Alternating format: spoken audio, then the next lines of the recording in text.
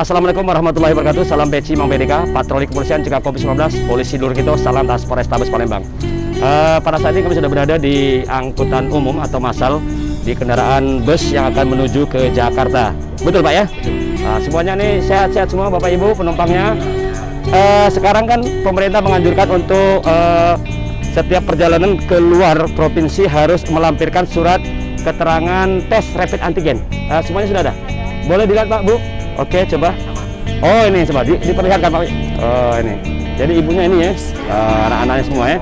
Oh rombongan, oke boleh ya. Oke.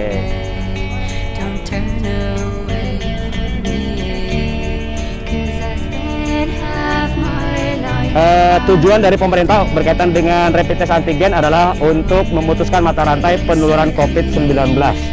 Karena apalagi Sumatera Selatan pada saat ini masih zona merah, Kota Palembang. Oleh sebab itu, kita semua untuk tetap protokol kesehatan, ingat 5M.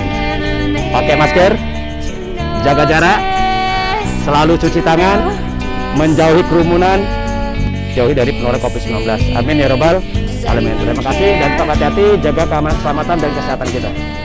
Oke, selamat jalan.